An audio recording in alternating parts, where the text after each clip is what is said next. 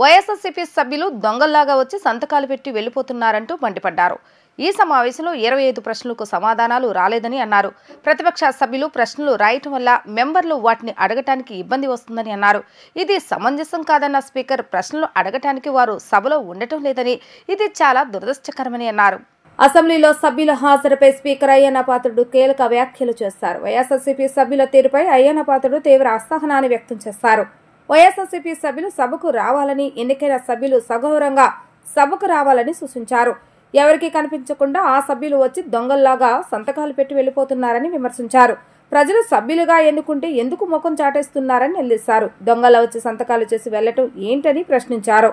హాజరు పట్టీలో సంతకాలు చేసి సభకు రాకపోవటం వారి గౌరవాన్ని పెంచదని స్పష్టం చేశారు. వై బాల నాగరెడ్డి, తాటిపర్తి చంద్రశేఖర్, రేగం మత్స్యలింగం, విరూపాక్షి దాసరి సుధా, అమర్నాథ్ రెడ్డి, విశ్వేశ్వరరాజులు ఇలా సంతకాలు చేసి వెళ్లిపోతున్నారని అన్నారు. గవర్నర్ ప్రసంగం తర్వాత వేర్వేరు రోజుల్లో వీరు సంతకాలు చేసి వెళ్లినట్టుగా తెలుస్తుందని అన్నారు. ఓట్లేసిన ప్రజలకు ఇలా చేసి తలంపులు తేవద్దని అయ్యన్న పాత్రుడు హితవు పలికారు. ప్రతిపక్షానికి చెందిన గౌరవ సభ్యులు ప్రశ్నలు వేస్తున్నారు, రావట్లే. దాని మీద కారణం ఏంటంటే వాళ్ళు ప్రశ్నలు వేయడం వల్ల మరొక 2 మెంబర్స్ మాట్లాడే అవకాశం పోతుంది. అది సమంజసం కాదు ప్రజాస్వామ్యంలో. కానీ ప్రశ్నలు అడగడానికి సభలో ఉండటం లేదు. మీరు చూస్తూనే ఉన్నారు, ప్రశ్నలు వస్తున్నాయి, వాళ్ళు సభలోకి రావట్లేదు. ఈ కారణంగా సభలో ఎవరో ఒకరి ద్వారా మరో 2 ప్రశ్నలు అడిగే అవకాశం కోల్పోతున్నారు. ఇది చాలా దురదృష్టకరం. సభకు ఎన్నికైన గౌరవ సభ్యులు సగౌరవంగా సభకు రావాలి. ప్రజలు ఎన్నుకున్నారు మిమ్మల్ని, సభలోకి వెళ్ళి మా సమస్య మాట్లాడమని. సభకు రావాలి. ఎవరికి కనిపించకుండా వచ్చి సభ్యులు హాజరు పట్టికలో సంతకాలు చేసి వెళ్ళిపోతున్నారండి దొంగలలాగా వచ్చి. మీరు గౌరవ సభ్యులే, ప్రజలు ఎన్నుకున్నారు, మీరు ఎమ్మెల్యేస్. దొంగలలాగా వచ్చి సంతకాలు పెట్టవలసిన అవసరం ఇచ్చింది కర్మ.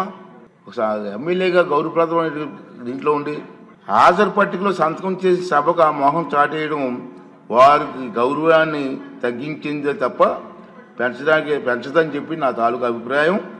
వీరిలో ముఖ్యంగా నా దృష్టికి వచ్చింది వై బాలనాగరెడ్డి గారు, తాటిపర్తి చంద్రశేఖర్ గారు, రేగం లింగం గారు, మత్స్యలింగం గారు, విరూపాక్ష గారు, మత్స్యరాజ విశ్వేశ్వరరాజు గారు, ఆగిపాటి అమర్నాథ్ రెడ్డి గారు, దాసరి సుధ గారు. చూసాం మనం గవర్నర్ ప్రసంగం ముగిసిన తర్వాత, అంటే ఫిబ్రవరి 24వ తేదీ తర్వాత వేరు తేదీల్లో ఫిట్నెస్ రిజిస్టర్లో సంతకాలు పెట్టేట్టు నా దృష్టికి వచ్చింది.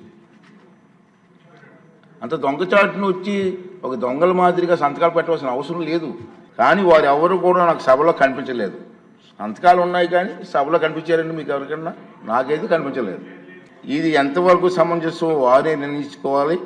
మనల్ని ఎన్నుకున్న ప్రజలు మనం ఆదర్శంగా నిలవాలి తప్ప ప్రజలకి, మీకు ఓట్లేసిన ప్రజలకి తలవంపులు తెచ్చేలే ప్రవర్తించకూడదని చెప్పి నా అభిప్రాయం. ఈ సభ ముందు పెట్టాలని చెప్పి నేను ఈ 2 విషయాలు మీకు తెలియజేస్తానండి.